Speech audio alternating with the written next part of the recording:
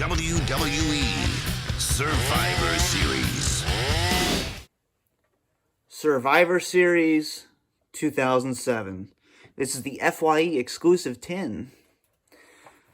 So, Survivor Series 2007, this was a very kind of clusterfuck of a build-up. We know why, okay?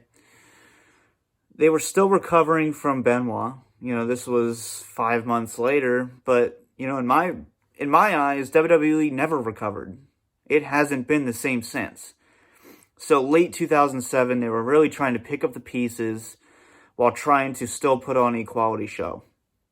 And for me, Survivor Series 2007 is a quality show. It's one of my favorite Survivor Series pay-per-views in the past, 15 years. So, taking a look at the build-up, you had Shawn Michaels coming back to challenge Randy Orton for the WWE title, which we'll get to. But your opening contest we had for the ECW Championship, CM Punk versus John Morrison versus The Miz. This went 7 minutes and 56 seconds, and I think this ended up being a decent triple threat match. I liked it. You had that kind of dynamic of Miz and Morrison being WWE Tag Team Champions. So, you had them working together, they were turning on each other, and at some points it felt like CM Punk was in a handicap match. And, he really delivered in terms of telling that story and having that psychology to it. And you all know I'm a huge CM Punk fan. And this was at a time when the company was starting to get behind him a little bit, and fans were pretty red hot for CM Punk. So yeah, very good triple threat match. And then we once again dip in quality for the 10 Diva Tag Team match, 5-on-5. This was not elimination. It was just one fall to a finish. And yeah, what can you say? It's your basic shoehorned, gotta get them on the card, women's tag team match.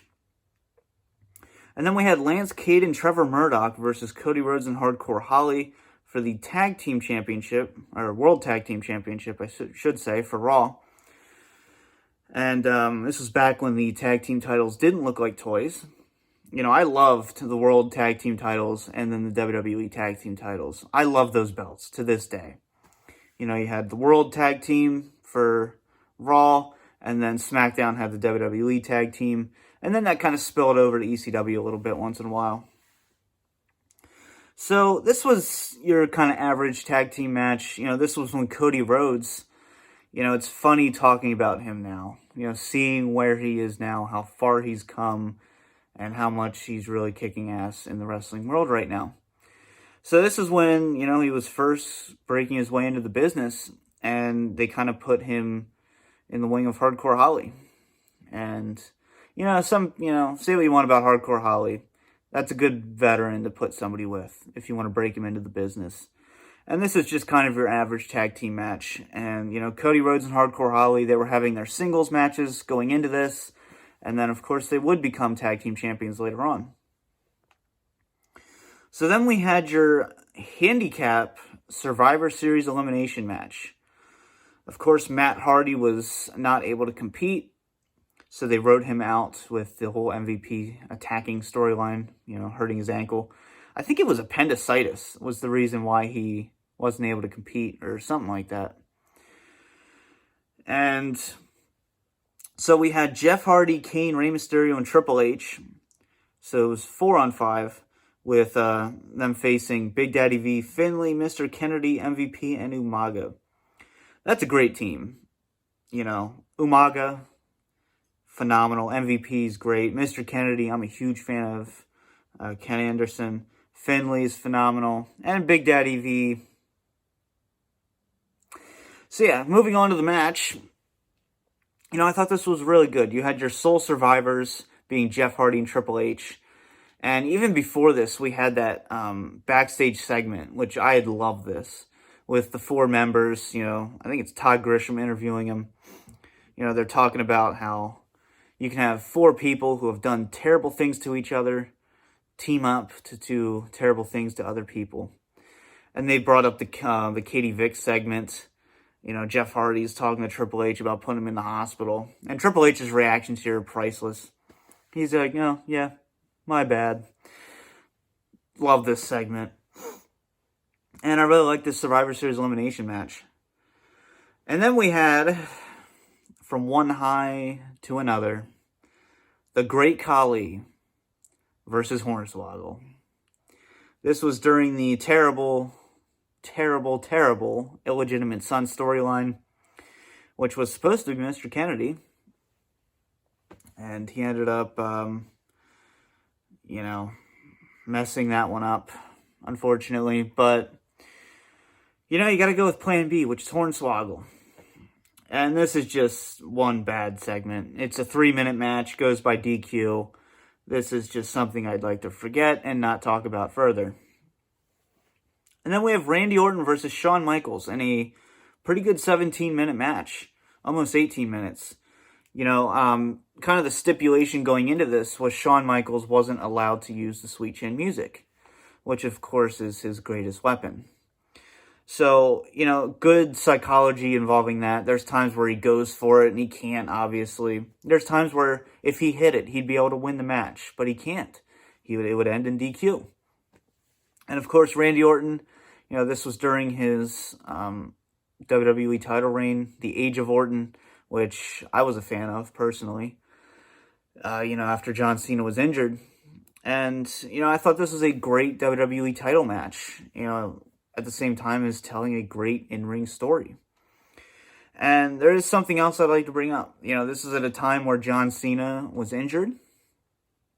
So, it kind of, at that time, the company was really holding on to John Cena and really kind of resting on his shoulders a little bit, especially after the Benoit incident. So that's another way they were really trying to pick up the pieces here, is having their face of the company being out. And I thought Randy Orton did a really good job at holding the title. And, so good for him. And then your main event, the final non-PG Hell in a Cell match. I hate saying that, but this is the end of an era in terms of quality Hell in a Cell matches. And being what Hell in a Cell was meant to be. The Undertaker versus Batista. This was the culmination of a rivalry, which started at WrestleMania 23. It went on to Backlash. You had Cyber Sunday, which was kind of reviving the rivalry a little bit. And this was a kick-ass Hell in a Cell match. It was brutal. Both of them were busted open. Batista was bleeding pretty heavily at one point. I think he bladed twice in this match. And, very good back and forth. The steel steps. We had a table spot. We had a power bomb through a table. I'm not going to call it a Batista bomb through a table. Technically, it wasn't a Batista bomb, but fine. We'll just call it that for the sake of argument. You had the tombstone on the steel steps, which you thought was going to be it. There's no way Batista could kick out of that. And then the cameraman, pulls the referee out of the ring. And you find out Edge was one of the cameramen, probably coming from under the ring. I'm not sure. But, yeah, very cool moments. You have him on the cover there. So, Edge, of course, costing Taker the match. He does a concerto on the steel steps. Drags Batista over, and Batista retains the title. And then we have a little post-match beat up too, with some good old-fashioned steel chair shots to the head. So, very good main event. This felt like a main event, and it felt like a culmination of a rivalry. And one of the things I hate most about modern Hell in a Cell matches is they just throw them together because it's that time of year. This was back when Hell in a Cell matches felt like a legitimate end to a rivalry. It felt like there was a reason you were locking these guys up, not just to have them in a stupid pay-per-view called Hell in a Cell. But I digress. Fuck gimmick pay-per-views. So, in terms of a letter grade for this pay-per-view, I would give this a solid B.